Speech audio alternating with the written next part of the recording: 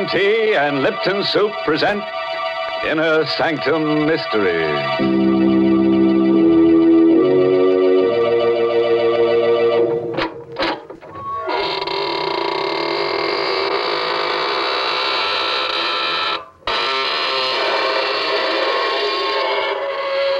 Good evening, friends of the Inner Sanctum.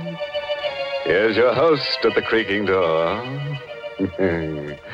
Through these portals pass the world's most horrified people. Oh, what's the matter? Did my happy medium startle you? Sorry, I keep him around to get in the right spirit, you know. Oh, by the way, if you feel a cold, thin sliver of steel across your neck in the next half hour, sit perfectly still. Someone's got an edge on you.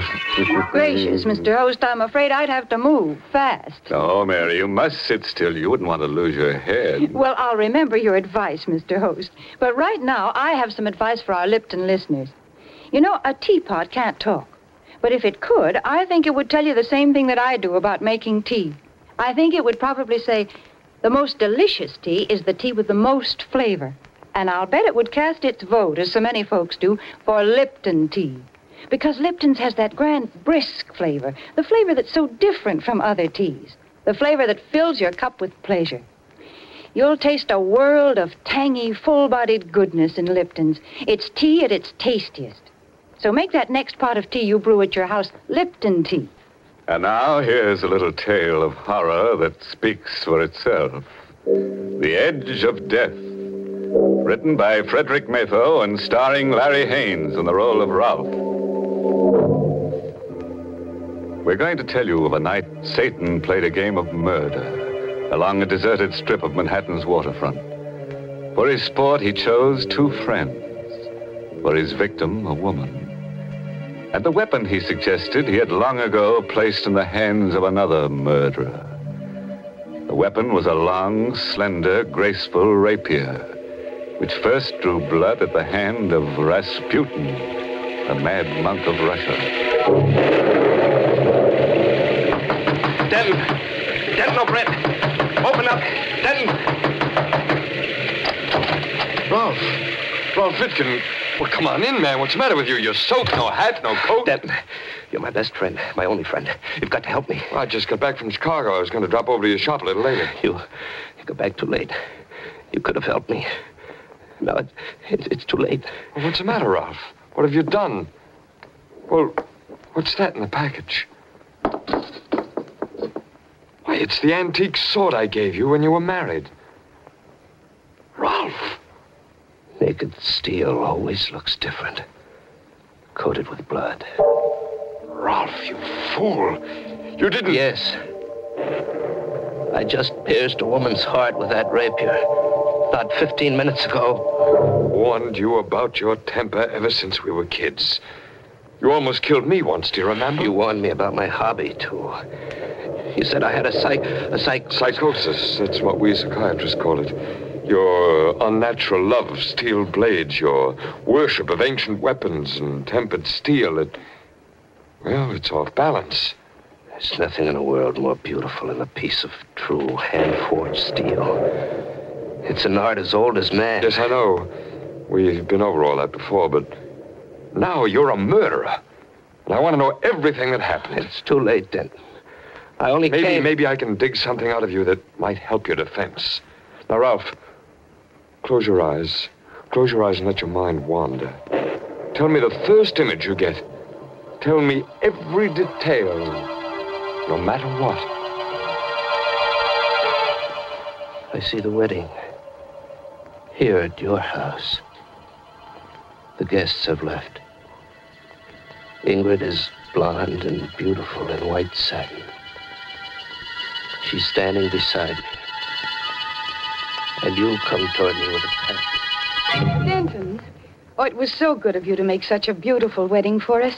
You are the best man ever. Oh, no. Maybe the second best man ever. Ralph was best today. Well, you gave me some stiff competition, Denton. I've got another wedding present for you, Ralph. I waited till now to bring it out because I didn't think the others would understand. Here, open it. Well, do you like it, Ralph? Is it a good one? This is a good one. Why, it's the most beautiful rapier I've ever seen. What, the balance and the lines. Magnificent steel. Look, Ingrid. Isn't it wonderful? It will be the very nicest sword in your collection, darling. As well as your last. His last? Oh, yes, Denton. I promised Ingrid no more auctions. And he'll keep his promise this time. I'm going to change, darling. Won't take me long. All right, darling, hurry. You really like that blade, don't you, Ralph? Like it. It's beautiful. Where did you find it?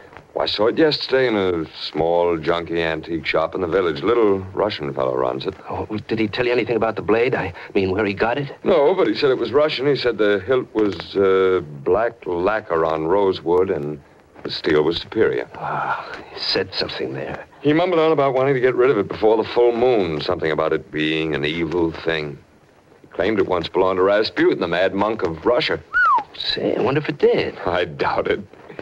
Anyhow, he finished by saying that whoever owned it would have evil luck, and failing to get rid of it before the full moon, would die by violence. I'll take it back to him if you like, Ralph. No, not on your life, Denton. But don't mention that nonsense to Ingrid, will you?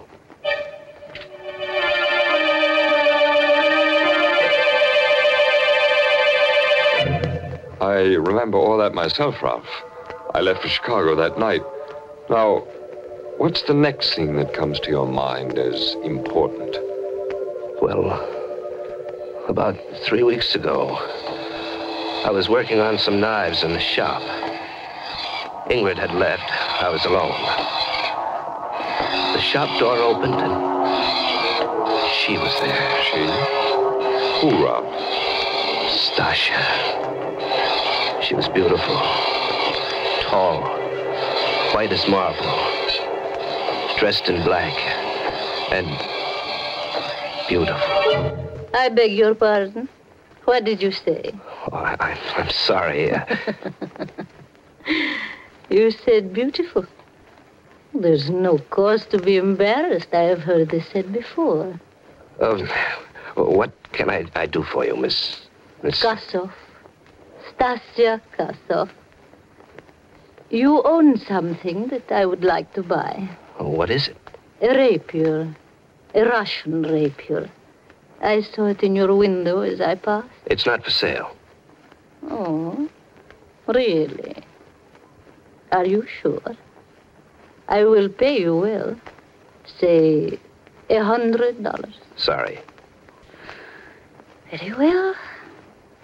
Perhaps you might change your mind. Here. Here is my card. Come and see me if you do. Well, thanks, but I... Shall we say before the next full moon, Ralph?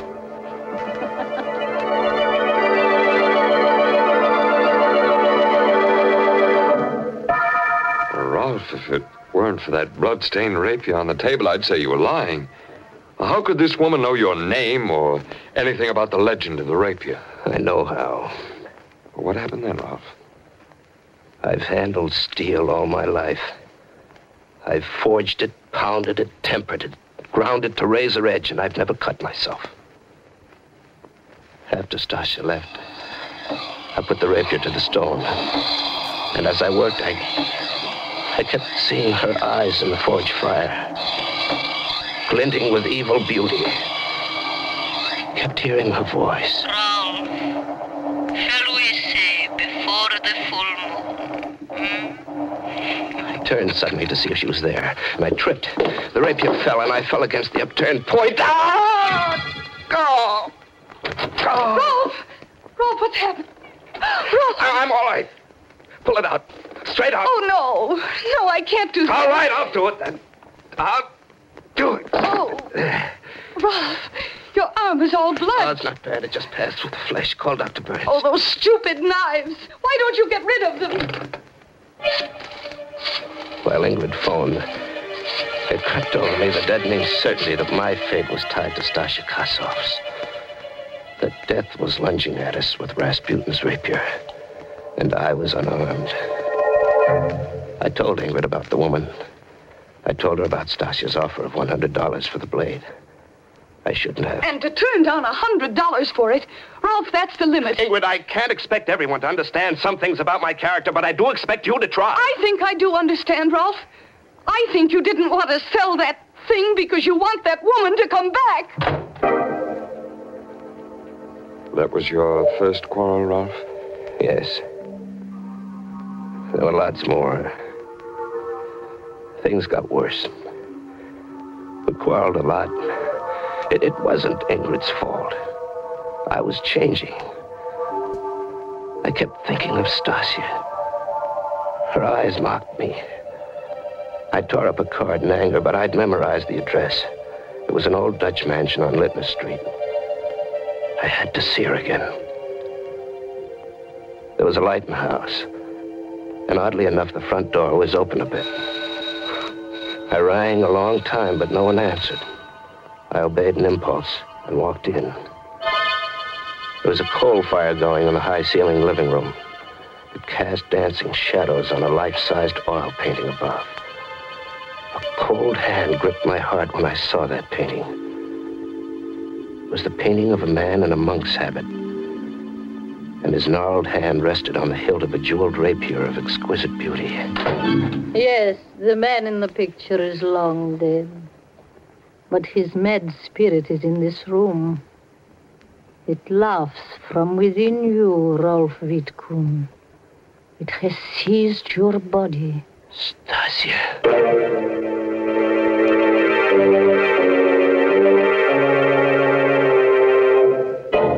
You know, if I were Ralph, I wouldn't be seen dead with somebody else's spirit. You can't tell what will happen to a man when the spirit moves him. Goodness, Mr. Host. That sword has certainly brought Rolf bad luck. Yes, Mary. It got him in trouble right up to the hilt. And we're only halfway through the story. Oh, yes, there's still a lot more excitement to look forward to. And I think looking forward to things is so much fun. For instance, imagine you're brewing up a pot of Lipton tea. Well, you know there's enjoyment ahead just as soon as that water starts bubbling in the tea kettle. The very sound of it is warm and cheerful and friendly, like Lipton's itself. And then, when you lift that cup to your lips, oh, there's such a deep-down satisfaction in Lipton's brisk flavor, because it's so mellow and satisfying, brimming with lively, full-bodied goodness. Yes, all those little promises of enjoyment are completely fulfilled in your first delicious sip of brisk-flavored Lipton tea. Well, you certainly have a point there, Mary. But now, back to Ralph Wittgen as he tells his friend the events leading to the murder he's committed tonight. He's telling of his first visit to the strange house of Stasia Kasov. So the Kasov woman convinced you that the spirit or the ghost of Rasputin had taken possession of your body. And you fell for it. Oh, I fought against believing it, Denton. But it did explain so many of the strange promptings that had been stirring me all up inside. Did she say anything more about it? No. I turned to face her. She was a smiling column of white beauty, sheathed in black satin. Miss Kasov, how is it? Stasia. Call me Stasia. How is it you know my name? What do you know about the rapier? Does it matter? You have changed your mind, perhaps? About selling me your rapier? No, I came to ask you about it. Or you came because you are confused? We will discuss it. But first, let us have some tea. Yes? I examined the room while she was out of it. On the wall across from the fireplace were 5 oil paintings. All of them portraits of men. At first, I thought the light was playing tricks. It wasn't. Each face was painted with closed eyes. Each was a study in sleep or death. You like my painting? Come and sit down. We'll have tea and talk. Who are those men you painted, Stasia? The 5 men you see in those paintings, each own the rapier you now possess. Good Lord. Then they're... Dead. And the dates on the paintings? Those are the dates on which they died, Rolf. Each on a day of the full moon. Each kept the rapier beyond the time he should have. Morty? Stasia's eyes were eager and wide. My ears began to ring. I recall setting the cup down. I remember Stasia's voice a long way off. Russian tea strong, my friend, and so are Russian legends.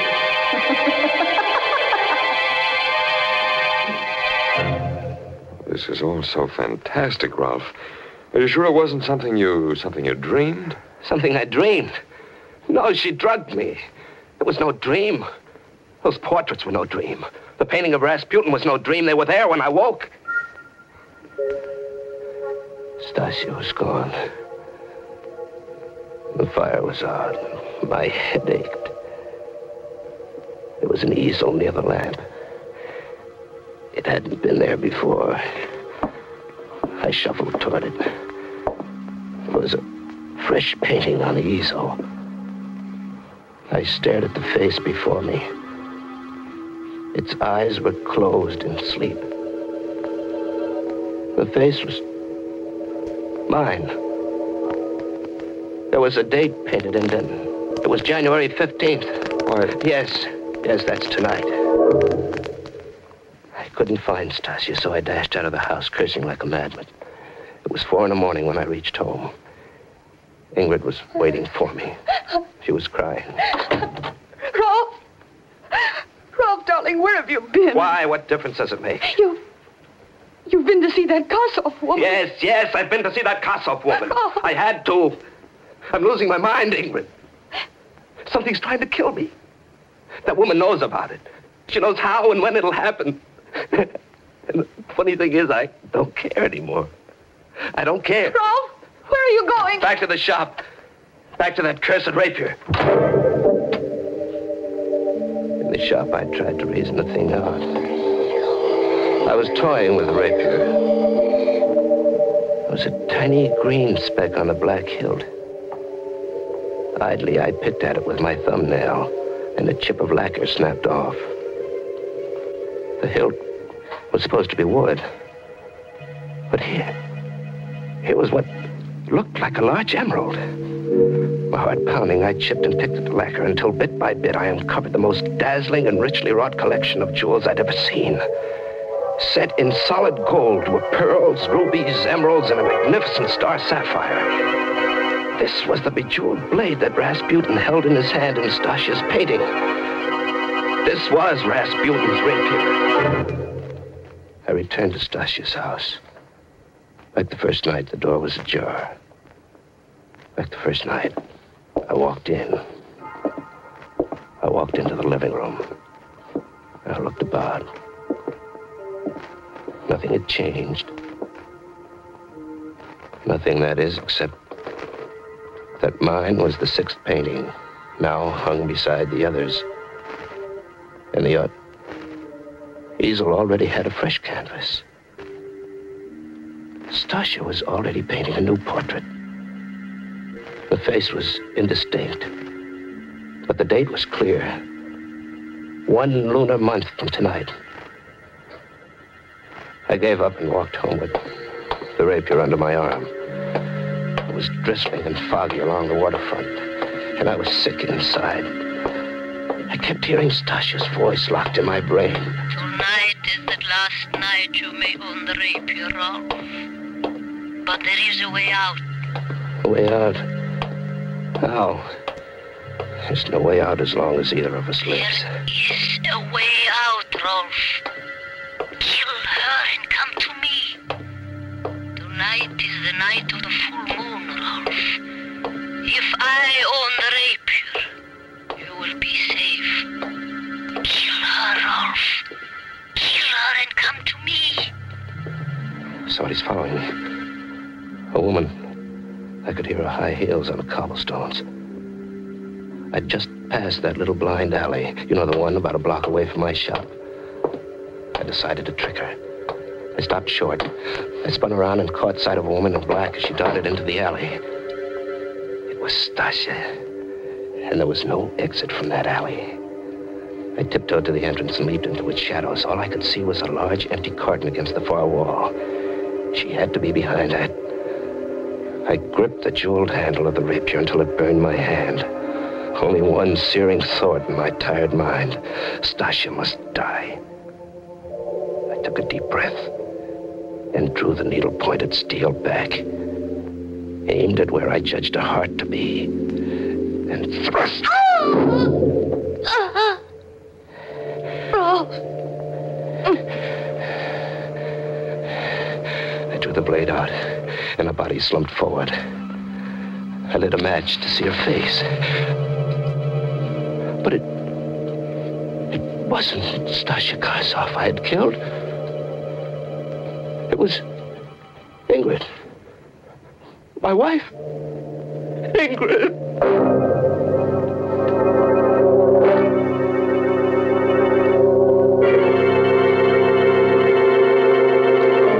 It worked, Stasia, it worked. My plan worked. Ralph reacted just as I planned it. You mean he did it?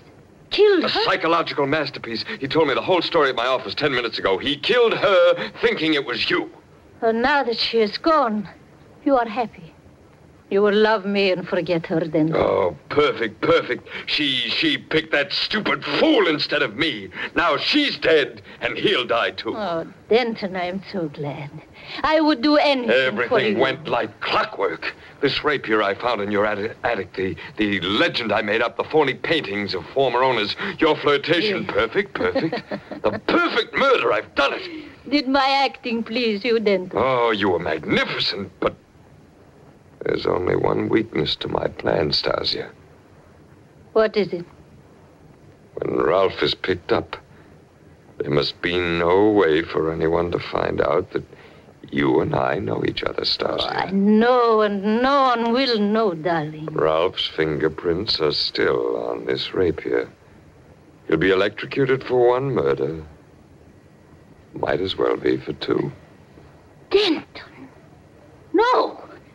I love you! I'm Denton! sorry, Stasia!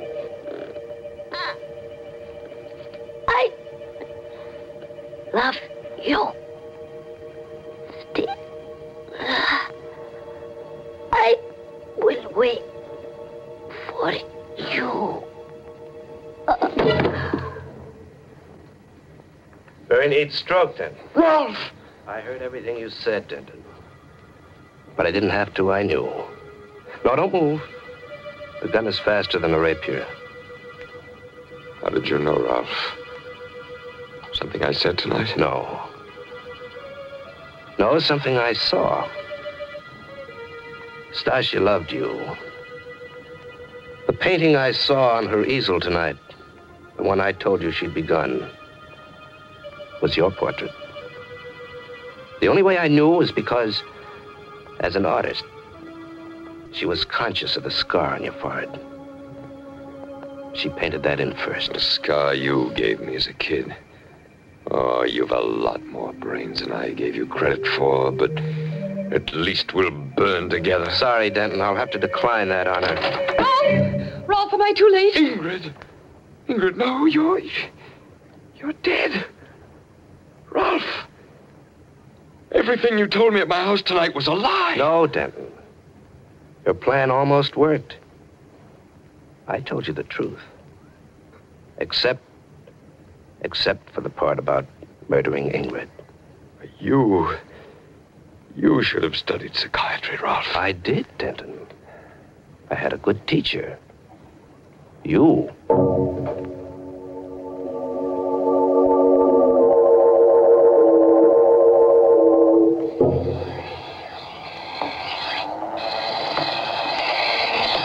Are we going home soon, darling?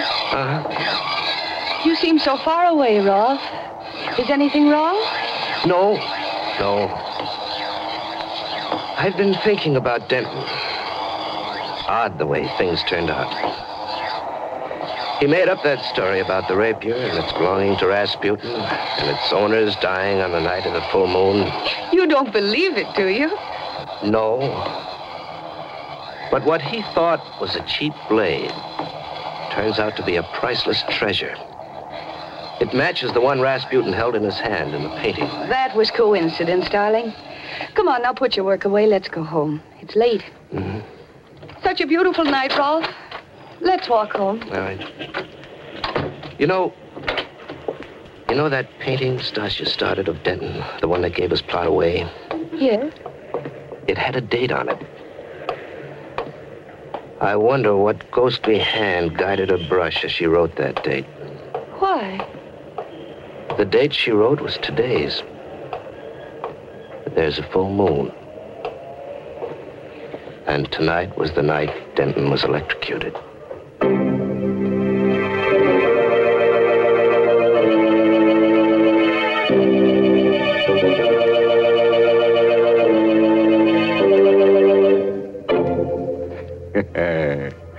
Well, wouldn't you say that's a story which gets down to fine points? Happy ending, too. Yes, you get a ghost-to-ghost hookup between Stasia and Denton. Ralph and Ingrid get an Exhibit A worth a few bucks and go back to the old grind. Well, I'm glad Denton's plot didn't work. Yes, Mary, but if it had, Ralph would have had a plot of his own, in a cemetery. After all, that's one of the best-selling plots I know of. Oh, nonsense, Mr. Host. If you think that's the kind of thought we want to leave our Lipton listeners with, you're quite wrong.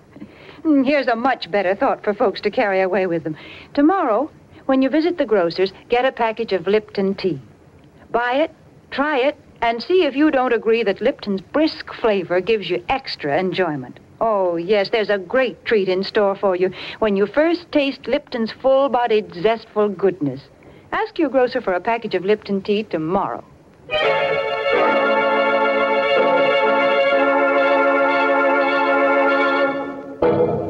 And now, friends, in case you're wondering, we do have a moral for tonight's story. It's short and sharp. Knife can be beautiful if you keep your temper. And look out for people with an axe to grind. They may be trying to get ahead of you. Oh, by the way, this month's Inner Sanctum mystery novel is The Pavilion by Hilda Lawrence. And next week, the makers of Lipton tea and Lipton soup bring you another grisly Inner Sanctum tale, directed by Hyman Brown, and titled The Confession. And now, if you'll excuse me, I have an appointment with Stasia and Denton. Yes, they've got the concession for hand-forged hinges where it's hotter than the hinges of... Until next Tuesday, then. Good night. Pleasant dreams.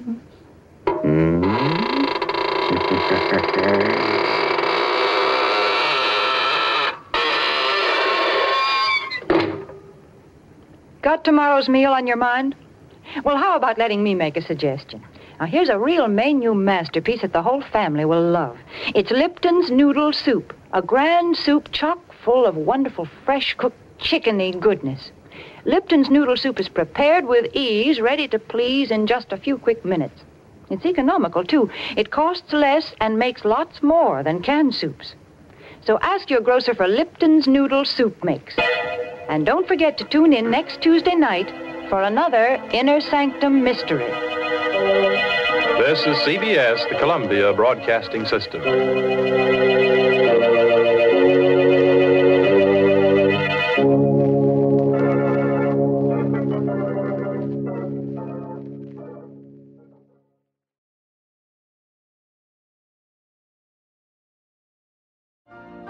You've been listening to the OTR Gold Network. Find more classic radio at otrgold.com.